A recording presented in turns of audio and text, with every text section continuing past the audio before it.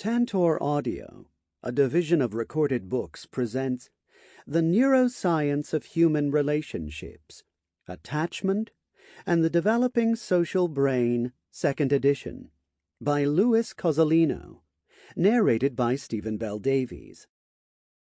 Publisher's Note: in this audio edition, you will hear references to visual elements present in the print and e-book formats of the book. Preface to the 2nd edition. Since the publication of the 1st edition, the field of social neuroscience has grown at a mind-numbing pace. On the one hand, technical advances provide more windows into our inner neural universe. On the other, terms like attachment, empathy, compassion, and mindfulness regularly appear in the scientific literature and highlight the deepening appreciation for the essential interdependence of brain and mind.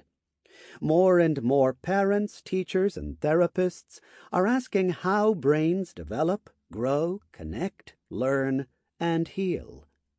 The challenge for the 1st edition was to seek out and discover significant and relevant research. The challenge for the 2nd edition was to organize an abundance of new scientific riches. A number of interesting developments have emerged between the 2 editions. Our understanding of mirror neurons and their significance to human relationships has continued to expand and deepen. As predicted in the 1st edition, the insula and cingulate cortices have gained increasing focus as researchers have turned their attention to mind-body connectivity and the importance of subjective experience. Another important development has been the gradual shift in focus from individual brain structures to functional neural systems, an important and necessary step forward. Exploration of what has alternatively been called the default mode network and cortical midline structures is providing a new window into the exploration of the self. Something that is growing increasingly apparent is that our attention to and analysis of others seems to have appeared earlier in our evolutionary history than self-awareness. Human self-awareness appears to be an emergent function arising from a combination of relationships, our ability to symbolize, and the tools provided to us by culture. A great deal of neural overlap has been discovered in brain activation when we are thinking about others and ourselves. This raises many questions, including how we come to know others and whether the notion of an individual self is anything more than an evolutionary strategy to support our interconnection. All scientific journeys seem to lead us back to the old adage, the more we learn, the more we realize how much there is yet to learn. Fasten your seatbelts, hold on, and enjoy the ride. Louis Cozolino, Los Angeles, California, January 2013. Introduction. I, me, mine. The miracle is that the universe created a part of itself to study the rest of it, and that this part, in studying itself, finds the rest of the universe in its own inner realities. John Lilly. Humans exist within a paradox. We conceive of ourselves as individuals, yet spend our lives embedded in relationships that build, shape, and influence our brains. Despite our fundamental social nature, the operative term remains I. I have relationships. I make plans with friends. I keep in touch with family. Our sense of reality is grounded in the experience of a separate self, and it is from this perspective that Western science explores the brain. Yet while we are busy cherishing our individuality, our brains and minds are being stimulated, influenced, and regulated by those around us. Gradually, we are discovering that we are social creatures with brains and minds that are part of larger organisms called families, communities, and cultures. This awareness is making it increasingly clear that to understand a person, We need to look beyond the individual.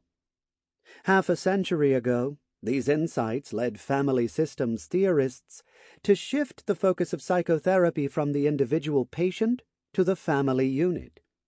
The symptoms of the identified patient were thereby reinterpreted as a byproduct of the family's struggle for homeostasis.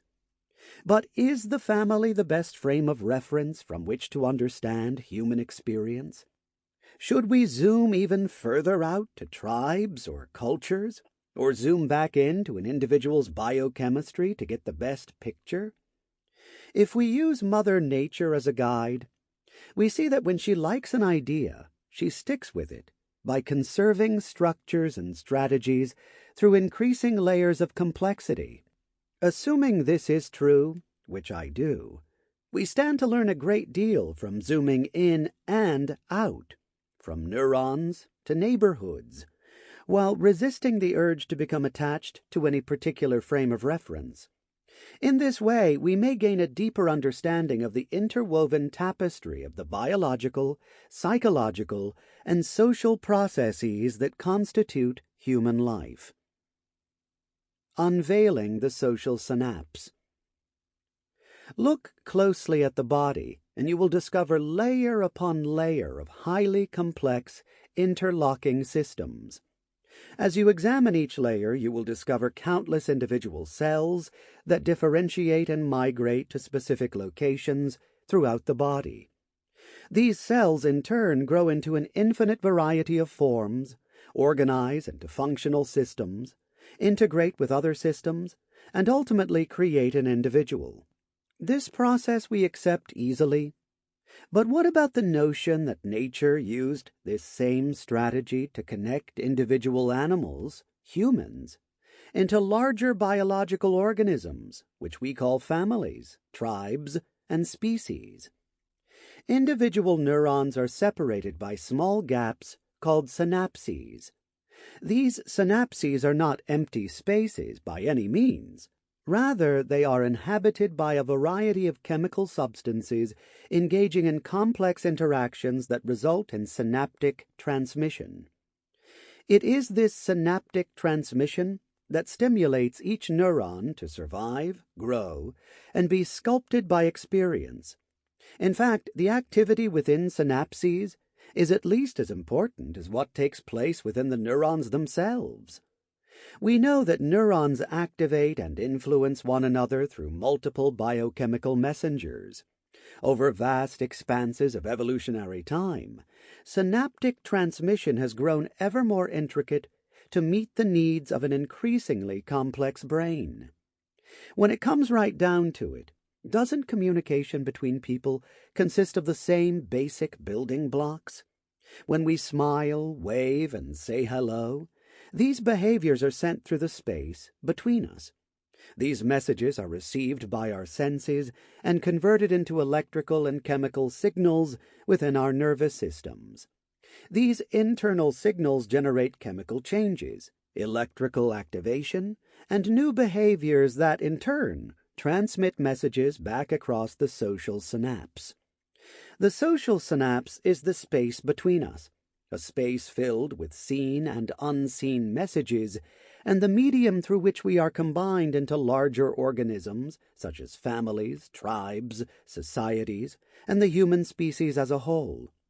Because our experience as individual selves is lived at the border of this synapse, and because so much communication occurs below conscious awareness, this linkage is mostly invisible to us.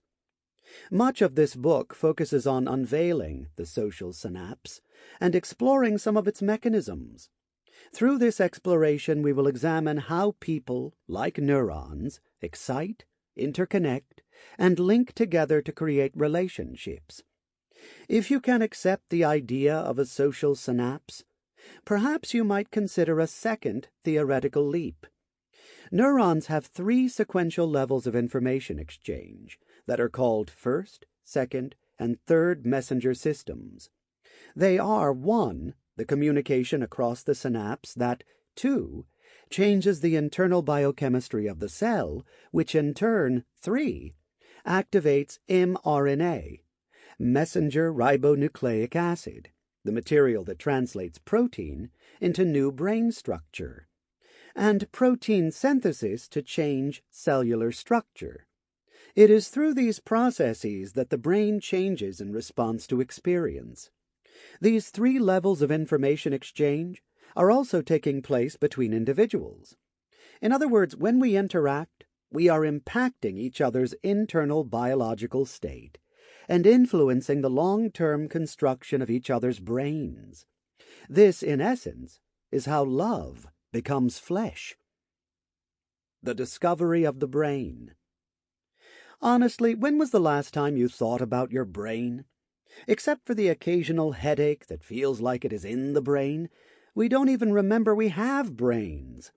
In essence, a well-functioning brain is invisible, which may account for why, at this point in our history, we know more about the movement of the planets than the workings of our brains. In fact, not too long ago, anatomists and physicians thought that the seat of consciousness resided in the heart, with the brain serving as the body's air conditioner, cooling the blood as it passed through. The brain's deeper significance is infinitely more complex than anything scientists have ever encountered. Studying the brain is like exploring a vast and ancient country with diverse landscapes, cultures, and customs. Our brains defy reduction to simple cause and effect relationships and anatomical boundaries. Like complex cultures, many of the interactions are subtle to the point of invisibility. To understand a culture, you need to be immersed in it and stay alert for small clues that may carry deep significance. Even a subtle diversion of gaze in the town square can tell the story of two people or two nations. Adding to this complexity is the fact that each of our brains is a unique interplay of our convoluted evolutionary history and the millions of personal experiences that shape it throughout life. Our brains are built in the enigmatic interface between experience and genetics, where nature and nurture become one. At first, genes serve as a template to organize the brain and trigger critical and sensitive periods. Later, they orchestrate the ongoing transcription of experience into genetic material. Through biochemical alchemy of template and transcription genetics, experience becomes flesh, attachment takes material form, and culture is passed through a group and carried forward through time. Like every living system, from single neurons to complex ecosystems, the brain depends on interactions with others for survival. Each brain is dependent on the scaffolding of caretakers and loved ones for its growth and well-being. So we begin with what we know. The brain is a social organ of adaptation, built through interactions with others. To write the story of this journey, we must begin our guidebook with the understanding that there are no single human brains. Brains only exist within networks of other brains. The fact that the brain is such a highly specialized social organ of adaptation is both good news and bad news. The good news is that if unexpected challenges emerge, our brains have a greater chance to adapt and survive. When good enough parenting combines with good enough genetic programming, our brains are shaped in ways that benefit us throughout life. And the bad news? We are just as capable of adapting to unhealthy environments and pathological caretakers.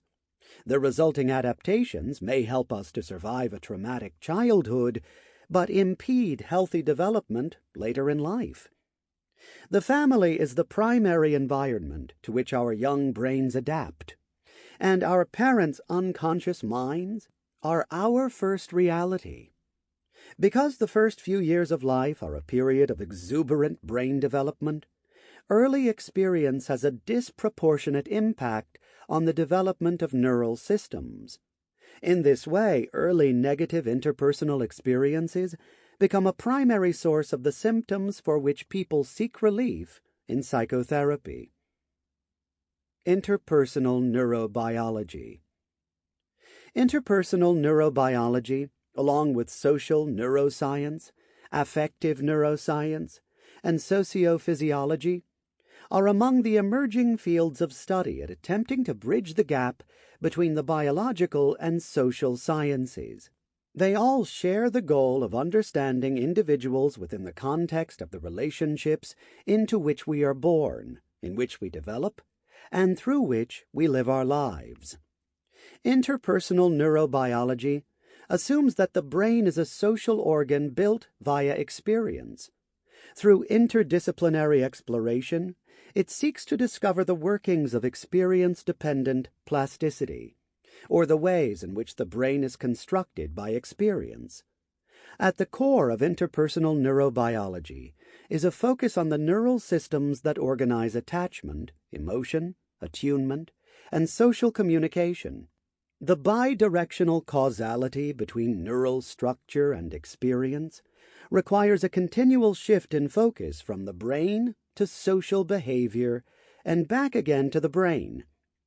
The social construction of the brain and the role of attachment relationships are particularly important in interpersonal neurobiology, as is the application of scientific data to parenting, psychotherapy, and education. In addition to data from neuroscience and psychology, interpersonal neurobiology utilizes research from psychoanalysis, ethology, comparative anatomy, genetics, and evolution.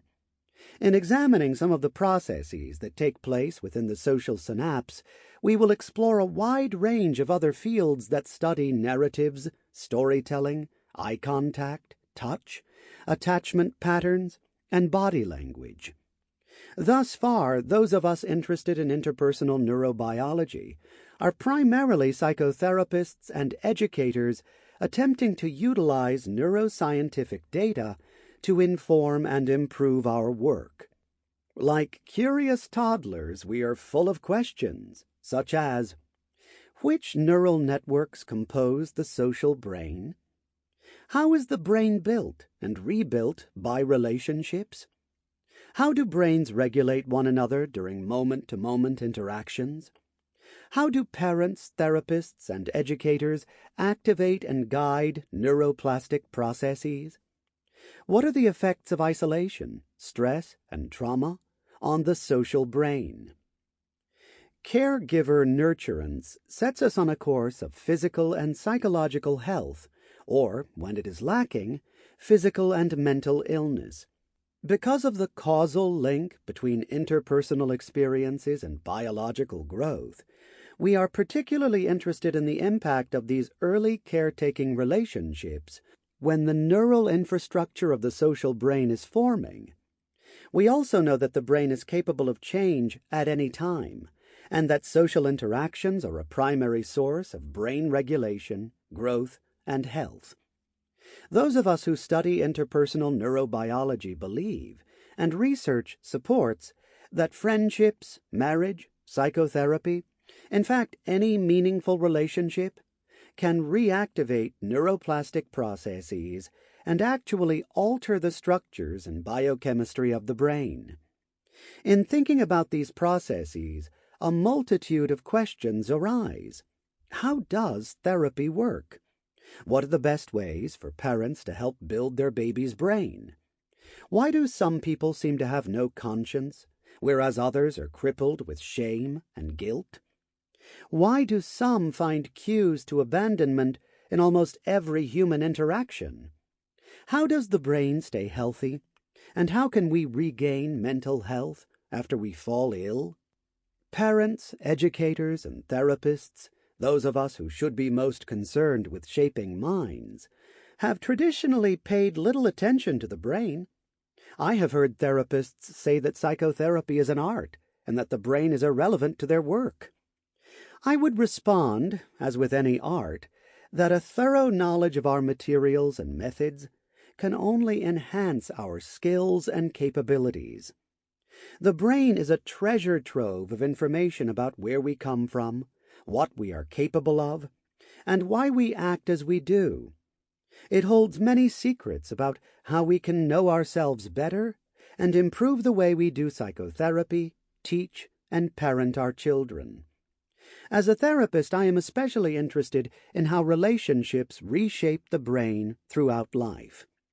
Tens of thousands of hours of interacting with clients have provided me with an intuitive sense of how and why therapy works.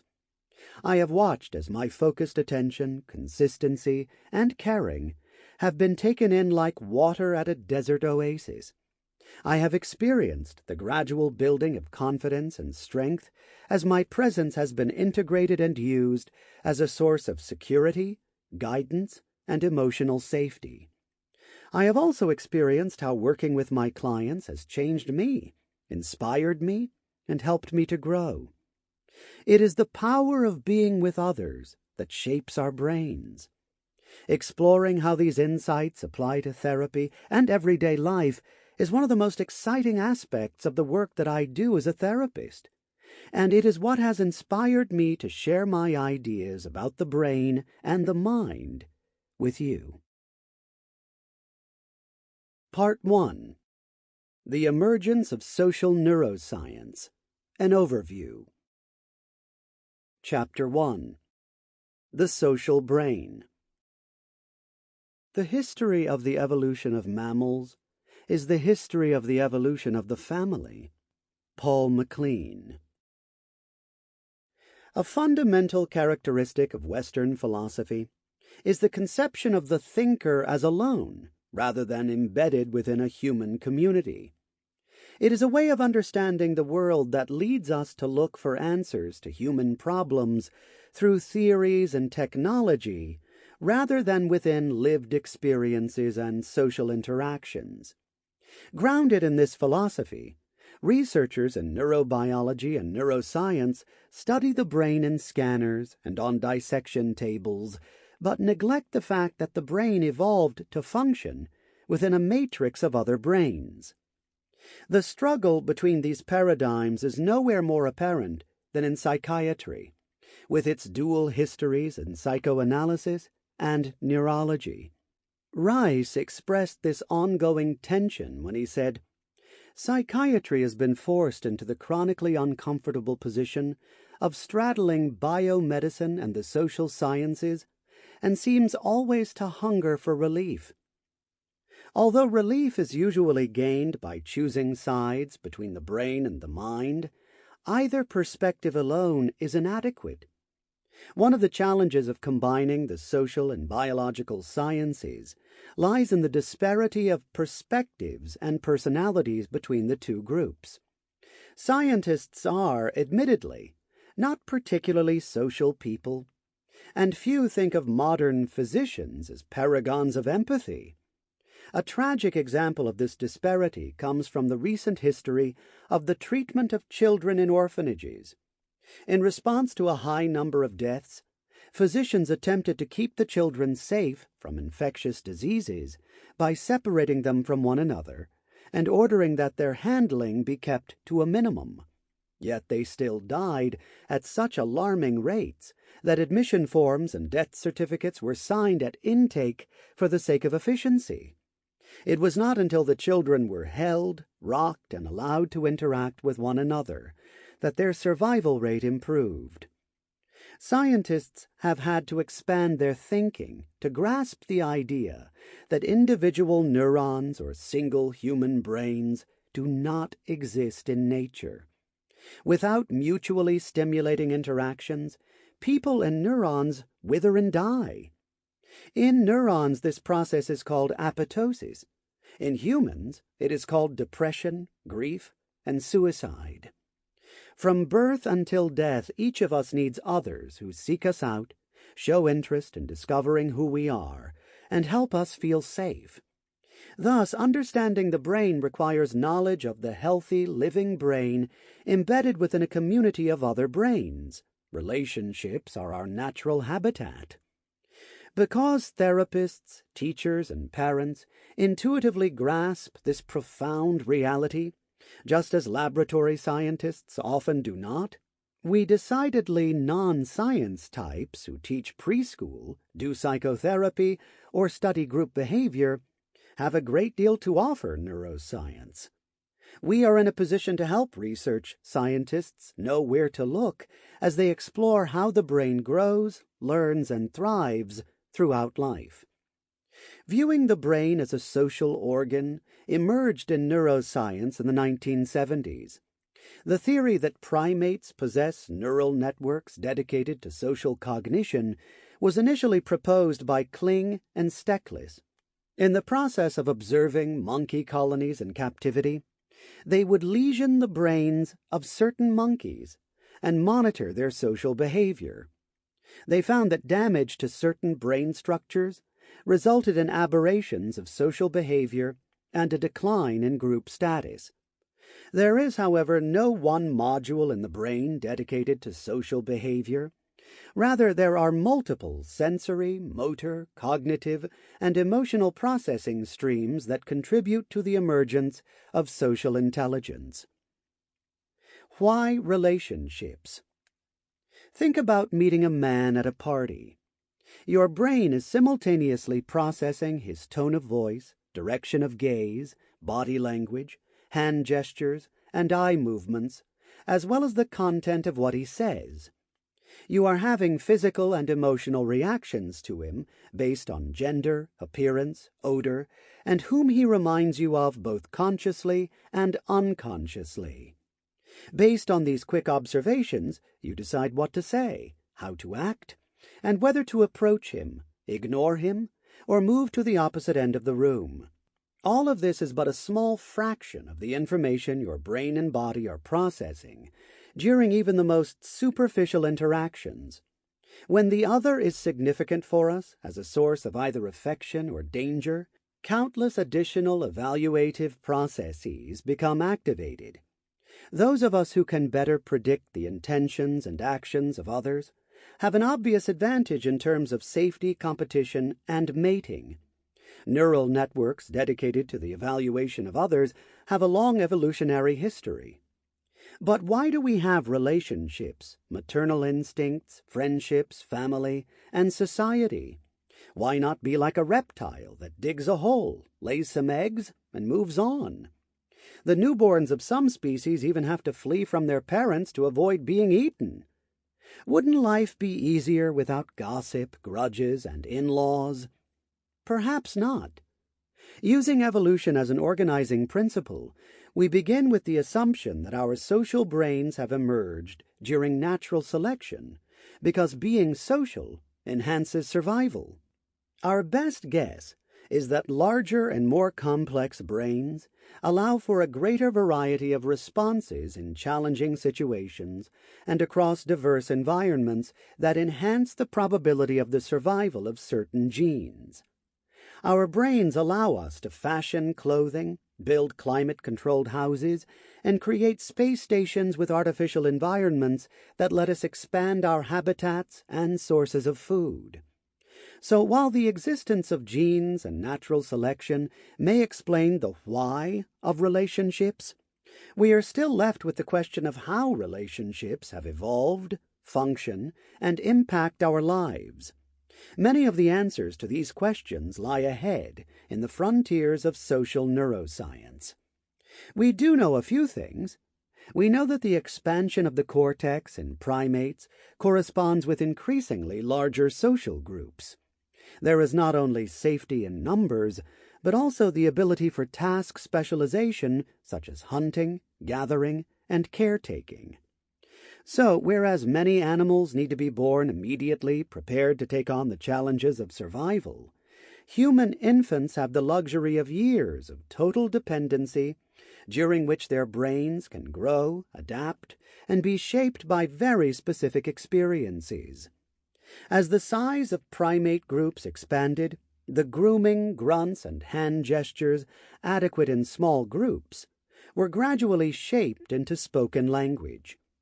As social groups grew even larger, more cortical geography was needed to process increasingly complicated social information. This co-evolution of language and brain allowed for the development of higher levels of symbolic and abstract functioning, and the emergence of culture.